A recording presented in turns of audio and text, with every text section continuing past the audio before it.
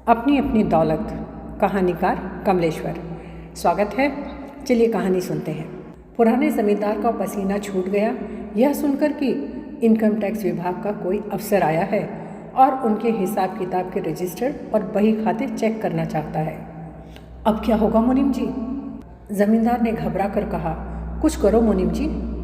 हुजूर, मैं तो खुद घबरा गया हूँ। मैंने इशारे से पेशकश भी की, चाहा कि बला टल जाए।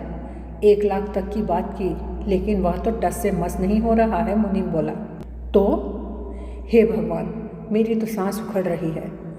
तब तक रमुआ पानी ले आया। जमींदार ने पानी पिया, पर घबराहट कम न हुई।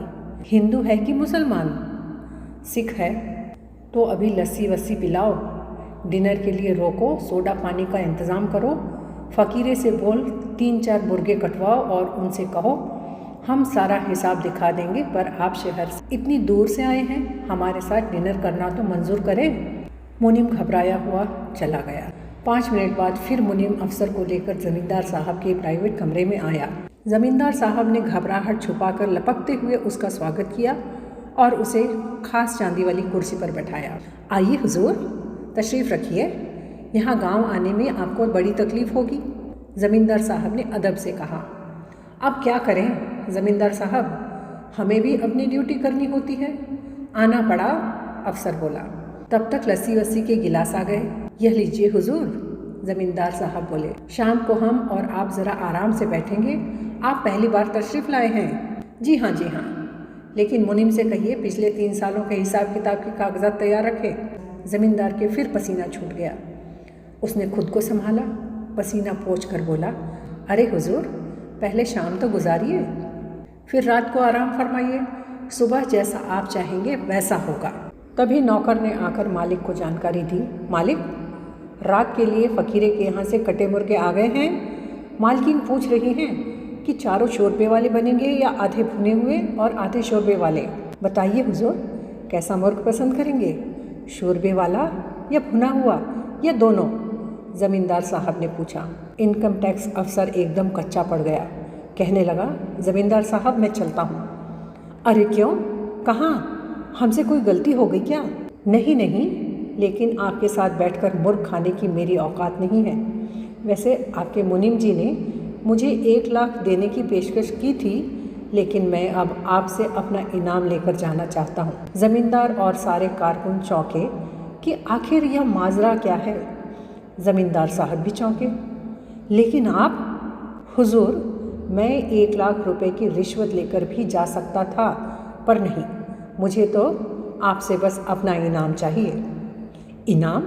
जी हुजूर, मैं इनकम टैक्स अफसर नहीं, मैं तो आपकी रियासत का बहरूपिया किशन लाल हूँ। सोचा अपनी कला दिखाकर आपसे ही कुछ इनाम हासिल किया जाए। ज़मींदार भड़क गया। तो तू किशनु धानुक है, रामू धानुक का आवारा बेटा? अरे हरामजादे, तेरी वजह से मुझे हार्ट अटैक भी हो सकता था। तेरा इनाम विनाम तो गया भाड़ में, चूल्हे में। अगर सदमे से मुझे कुछ हो जाता तो? मैं हुक्म देता हूँ, हमारी रियासत छोड़कर कहीं भी चला जा।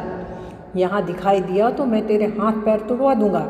बहरूपीय कलाकार किशन लाल को इनाम तो नहीं ही मिला। डर के मारे उसे वह कस्बा भी छोड़ना पड़ा। कई बरस बाद जमींदार के उसी गांव में एक बूढ़ा साधु आया। वह एक पीपल के पेड़ के नीचे धुनी रमाकर बैठ गया। वह किसी से कुछ मांगता नहीं था। उसके प्रति लोगों का आकर्षण बढ़ने लगा। वह थोड़ा प्रवचन भी देने लगा। लोगों ने उसकी कुटिया बनवाने की बात की तो उसने मना कर दिया। वह जाड़े, गर्मी, बरसात में वहीं पीपल के नीचे बैठा ध्यान, भजन, प्रवचन में खोया रहता। उसकी कीर्ति फैलने लगी। दूर दूर क्षेत्रों से लोग उसके दर्शन करने आने लगे। एक दिन जमींदारिन भी उसके दर्शन करने आई। उन्होंने श्रद्धा से दक्षिणा दी। साधु ने वह धन ग्राम के पंचायत को दान में दे दिया। प्रवचन देते समय उसने कहा, यह धन मेरा अर्जित धन नहीं था, मैंने इसे अपने श्रम से नहीं कमाया था, यह समाज का धन है। उसी तरह समाज के पास लौट जाना चाहिए, जैसे वर्षा का जल सागर में लौट जाता है। श्रद्धालुओं की भीड़ बढ़ने लगी। जमादारिन रोज उसके दर्शन करने जाने लगी। एक दिन उन्होंने जमींदार साहब से कहा, क्यों ना हम साधु जी को हवेली में ले आएं? वे जाड़े, गर्मी, बरसात में वहीं पीपल के नीचे बैठे रहते हैं। बारिश के दिनों में वहाँ बहुत कीचड़ हो जाता है, भक्तों को बड़ी असुविधा होती है। जमींदार साहब ने हाँ कर दी। बड़ी धूमधाम से जमींदारी ने साधु महाराज को हवेली में ले गई। भक्त वहीं आने लगे। जमींदारी ने भक्तों के लिए भंडारा शुरू करवा दिया। प्रवचन देते समय साधु महाराज ने कहा, पेट तो पशु भी भर लेता है, पर मनुष्य के पास एक और पेट होता है, वह है विद्या और ज्ञान का खाली पेट। यदि वह नहीं भरता तो भंडारे का भोजन व्यर्थ चला जाता है। जमींदारी ने साधु की बात को समझा। उन्होंने ग्राम पंचायत को धन देकर गांव में एक पाठशाला खुलवा दी, पर एक समस्या सामने आई। उसमें पढ़ने के लिए बच्चे आते ही नहीं थे। तब साधु ने एक दिन प्रवचन में कहा, जो भक्त मेरे दर्शन के लिए आते हैं, यदि वे अपने बच्चों को पाठशाला में नहीं भेजते तो उनसे मेरा निवेदन है कि मेरे दर्शन के लिए न आएं। साधु महाराज की बात का असर हुआ। पाठशाला में बच्चे पहुंचने लगे। भक्तों की भीड़ और बढ़ने लगी।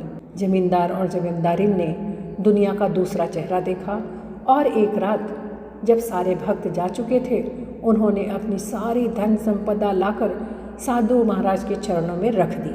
महाराज, आप जैसे चाहें हमारी इस अकूत संपदा और संपत्ति का उपयोग करें।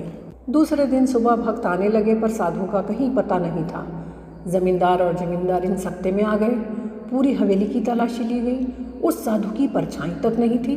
वह साधु सारी धन संपदा लेकर चंपत हो चुका था। जमींदार और जमींदारिन के साथ बहुत बड़ा धोखा हुआ था। तभी भक्तों की उत्तेजित और नाराज भीड़ में वही पुराना बहरूपिया किशनलाल दिखाई दिया। जमींदार का गुस्सा 7वें आसमान पर था ही। वे भड़क उठे, इतने बरसों बाद किशनु तू यहाँ? मैंने तो तुझे देश निकाला दिया था, तू यहाँ क्या करने आया है? हुजूर, मैं अपना इनाम लेने आया हूँ, किशनलाल ने अदब से कहा। कौन सा इनाम? किस बात का इनाम? हुजूर, पिछला इनाम भी आपने अभी तक नहीं दिया और इस बार का इनाम भी। इस बार का इनाम? लोग भौचक्के थे। जी हुजूर, वो साधु मैं ही तो था जिसे कल रात आपने सारा खजाना सौंप दिया था। लोगों को विश्वास नहीं हुआ। ताज्जुब से जमींदार ने पूछा, तू ही वह साधु था? जी हुजूर। तो वो सारी धन दौलत कहाँ है जो मैंने तेरे हवाले की थी?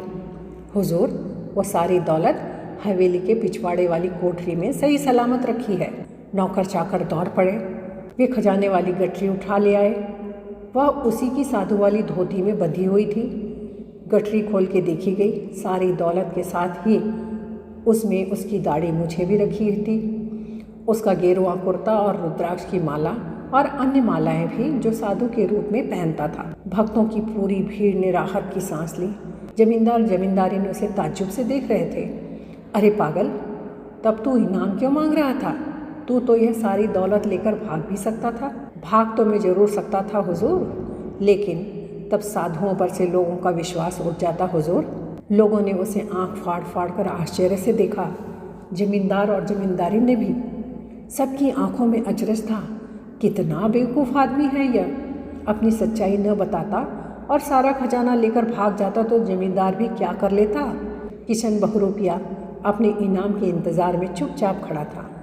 तभी जमींदार साहब ने कहा, किशनो, यह तो तेरे साधु के कपड़े हैं, मालाएं वगैरह पड़ी हैं, इन्हें तो उठा ले। वो तो मैं उठा लूँगा, पर मेरा इनाम तो दे दीजिए। सचमुच हमें तेरी अकल पर बड़ा तरस आ रहा है किशनु। जमींदार साहब बोले, तो सचमुच मूर्ख है। हुजूर, आखिर मैं कलाकार हूँ। हम मूर्खों से ही दुनिया चलती है। मुझे तो सिर्फ अपना इनाम चाहिए, धन दौलत नहीं। यहाँ अपनी अपनी दौलत कहानी पूरी होती है। श्रोताओं, आपको कहानी कैसी लगी? क्या किशनु सच्चा साधु नहीं है? आपको क्या लगता है कि किशनु सच्चा साधु नहीं है? वो क्या सच्चा कलाकार नहीं है? सब कुछ छोड़ें तो किशनु एक सच्चा इंसान है। आप अपने विचार अवश्य शेयर कीजिए। मुझे तहे दिल से इंतज़ार रहेगा।